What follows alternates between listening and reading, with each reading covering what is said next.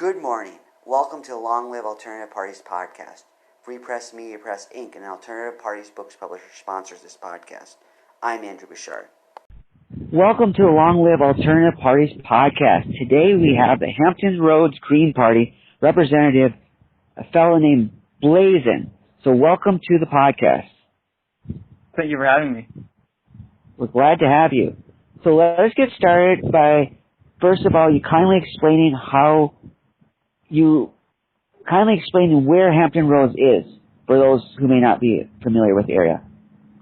So usually what I describe it as is the southeastern corner of Virginia, or sometimes Virginia Beach or Norfolk, that general area, especially people in the military know Norfolk. It's one of the largest, actually I believe it is the largest naval base in the United States.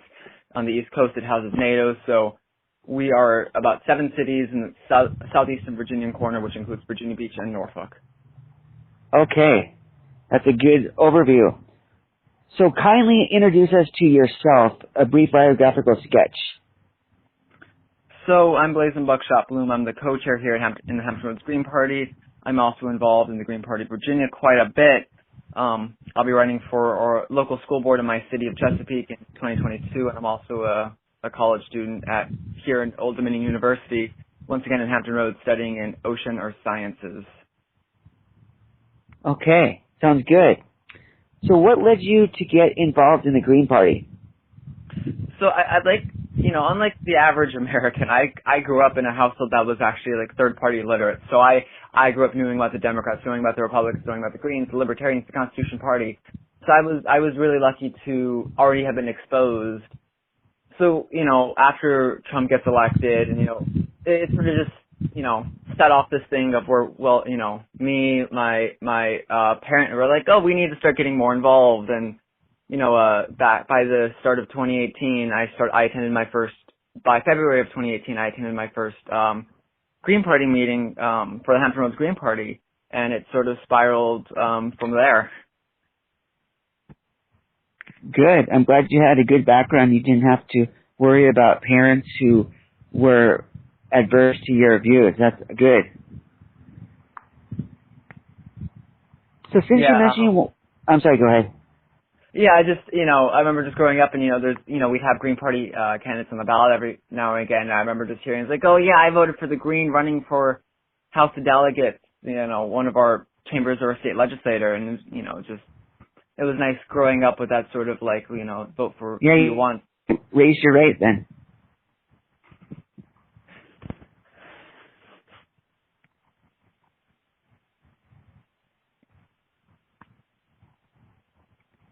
So earlier you mentioned you are running for school board. How do you work that into the Green Vision? What are you seeking to accomplish in the school board from a Green perspective? Well, there's certainly a lot I would like to accomplish, but one of the biggest things for me, or a few big things, I think first and foremost that our school board here in Chesapeake doesn't do the best at listening to people. They're caught in the partisan bickering. They're caught at trying to sort of benefit themselves and the people. So one of the things is really just ensuring that people have a voice, have a seat at the table, especially the students, especially the staff, especially the people who are most impacted by our school board's decisions. Another thing is, with COVID, especially with COVID-19, but even before, we see that mental health has been a huge crisis in the making. And, we don't have a single paramedic referral system. It's one of the things the Green Party, one of our biggest policy points. And so, increasing the community engagement, but also ensuring that students, really staff or anybody, has access to quality mental health resources, to counseling, to therapy at minimal cost, if any, because that's something that we are going to be that we have been facing, that's been expedited by COVID, and that we're going to be facing more down the road. That's going to be harming us as a society. It's going to be harming, our children, and going to be creating long-lasting damages for decades to come if we don't address it, at the bud. Are you planning to address curriculum in any way? Yeah, so I know we hear a lot about critical race theory and all these culture war topics between the liberal conservative media, but I'd be more interested in both ensuring that our curriculum teaches being able to be above it, but also teaching useful real-life skills. I know that some districts have implemented curriculums for teaching about green technologies, green engineering, which is really the future as we try and shift our industries towards more climate conscious, more green, more sustainable as we see the damages of climate change. So it's making it to where we're creating a society that isn't so divided, but also educating or providing our children with the chance to explore careers that may be more in demand, that they may be interested in, and that will be high-paying jobs that will be necessary for creating a new industry. That sounds good. I haven't heard too much about that, so I applaud you having a novel approach to curriculum. Yeah, thank you. I mean, there's only so much we can do. Virginia is a children's school state, which means the state government tells locals what to do, and we only have so much power. But it's really just trying to work within the confines of what is and isn't allowed, and then when we don't have the power, trying to lobby the state to give us the power. Yes. So what local issues is the Hampton Roads Green Party facing? Well, development is always a big one. Many Hampton Roads have been growing exponentially. I know where I live in Chesapeake, it's nowhere near the place to be. We have Norfolk, Virginia Beach, Chesapeake are the three largest cities in Virginia. They're located in Hampton Roads. They're in the top 100 largest cities in the United States, located here in Hampton Roads. We're not really packed dense up Virginia Beach, Chesapeake. We're not really densely populated like when you think of New York City or when you think of Minneapolis. It's much wider, it's much more suburban, but it's way larger in land size. And so what you see is a lot of agricultural land, a lot of natural land being turned into construction, and it's really unsustainable development. So that fuels into schools being overcrowded, that fuels into roads being unavailable. And these aren't sustainable, affordable housing that's being constructed. These are McMansions. These are for those who are well off. So it really makes Hampton Roads an area that isn't sustainable to live in, both transportation-wise, education-wise, housing cost-wise. And so while we're trying to get our party back up and running, these are issues that have been prevalent in Hampton Roads and will continue to be, and these are things that we want to be on the right side of history and ensuring that our natural ecosystems aren't destroyed, ensuring that there are alternative transportation options. We're not just building more and more roads, but putting more and more cars on the road and making it harder for people who may not have access to that, and also ensuring that people have access to equitable housing and affordable housing. So for alternative transportation, is that more public transportation, or do you have something else in mind? So, Hampton doesn't really, yes, public transportation doesn't have a great public transportation system. I know it's infamous for having alternative transportation compared to Japan, compared to Europe, compared to other developed Western nations. But Hampton Roads especially, we have a bus network that is really inefficient. We have a monorail, well, not a monorail, but we have a trolley sort of thing that we call a tide that goes to downtown Norfolk, but there's nothing really that connects 7 cities other than a poorly stitched together busing network. So it's really trying to ensure that is properly funded, that it is readily accessible, and that it is effective and efficient for people to use.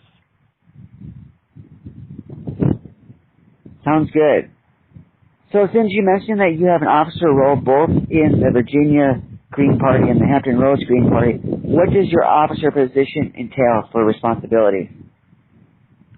So I'm co-chair of both my local and the state, and first and foremost, I'm a spokesperson of both our parties, which, I can't always give the best. Sometimes I need approval to say certain things, but generally I can speak on the platform that we have. I can speak on behalf of our bylaws, on press releases that we've made. I also help with organizing our meetings. It's a lot of administrative stuff, making sure that the day-to-day party workings, the party works day-to-day. So, organizing meetings for our state party, that means twice a year, working with my fellow co-chair, with my fellow executive board officers at the state level. And my local, that means getting the agenda ready, getting our monthly meetings organized, reaching out to people when I can, it's not so glamorous. It's trying to make sure that everybody's caught up to date and make sure people are coming out. It's, when we're trying to get more engagement, it isn't as much as you think it would be. So for listeners out there who may want to get more involved in their political party, how would you describe the skills necessary to become a co-chair and to be one effectively? I think it's important to be willing to work with people. I know that locally I'd like to attribute a large amount of success that I've been able to achieve really making connections with people, reaching out with people, even if they may be of different political party, really fostering a climate of discussion, of openness, of learning, not just for yourself but for others, that they may be open and they may even learn more and be interested in switching parties. For state level, I think it also is important to sort of know what's going on around the state, know the issues that are going on in every corner. As state co-chair, I'm not just representing Hampton Road's southeastern corner, a urbanizing area. I have to make sure that I'm representing the north, which is the DC. It's highly urbanized, much more of a traditional urban environment, representing the Appalachian region, southwestern Virginia, which is more concerned with trying to develop jobs from fossil fuels, resisting of their forests that have been there for centuries. So, at a state level, you definitely have to be plugged in. You have to make sure that you're understanding the issues. You have to make sure you understand what locals are doing, what the ones are with that, and make sure that you're making effective decisions, but also that the membership are being invited. You're appealing to all peoples in the state, not just where you come from. Sounds good. So the position is for 2 years, right? Yes. So for our state, it's 2-year terms. For my local, it's a 1-year term. 1-year term. Okay. And when people are wanting to get involved in this office, the executive committee or the coordinating committee, would they tell the party that we need people in these positions and then submit their names for the position? Is that how it works? So there are a few requirements to fill in our local in our local party. It has to be a party, it has to be a voting member, which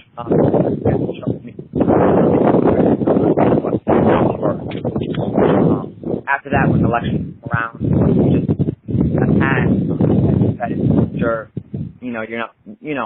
you're not like part of the Democratic Party or Republican Party or Libertarian Party. It's not the high expectations for the state. Paid dues, which are recommended for $6 a year, $2 a month, but are still $1 a year. You have to be registered on our website. And then when nominations come around, you just have to throw your hat in the ring and get somebody to, I don't even think somebody needs a second. You just need to throw your hat in the ring and be like, I'm interested in this position. If there's a vacant position either in the local or the state level, it really is a simple requirement to take the position. And there'll be a special election, and if membership agrees, then you'll be voted in. Interesting. So how do you encourage people to get in the positions if people are wary about it? Or maybe they think there's too much commitment, or maybe they're unfamiliar with the responsibilities. How would you convince people to get involved in these positions, these roles? I would know because this has happened to me, but sometimes you just have to reach out to people who are really involved and really seem like they want to take on a more proactive role. It's not just going and saying, hey, you interacted once or twice. Though it can be in their local. But, hey, you really seem to care, you have these skills, I think you'd be a great fit for this, would you be interested, here's the requirements, time commitment, I'm here to help you. That's how I was elected as secretary of the state party, and then I later was elected as co-chair. I had expressed that willingness. I had been working hard in my local, and I had been, like, hey, we see what you're doing, we think you might be a good fit, and then clearly the membership of the party agreed because I was elected. So it's, making sure that when you see somebody who's engaged, to go out and ask them directly and explain to them exactly what their responsibilities are. And sometimes people will approach you and be like, hey, I don't know, and then you can explain it to them from there as well. Sure.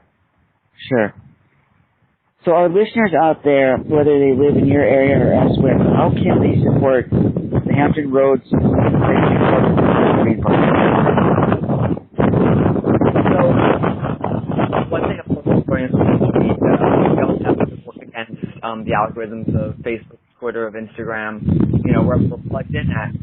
So just supporting us there, following us, sharing our posts, liking our posts, that's just an easy way that doesn't really cost you anything. Another way is, if you know people in the area, invite them, say, hey, you might be interested, go, reach out to the people, go, attend the meeting. There's no harm in people coming to check in and just ask a few questions at a meeting. That's what they're there for. Especially locally when we have one once a month.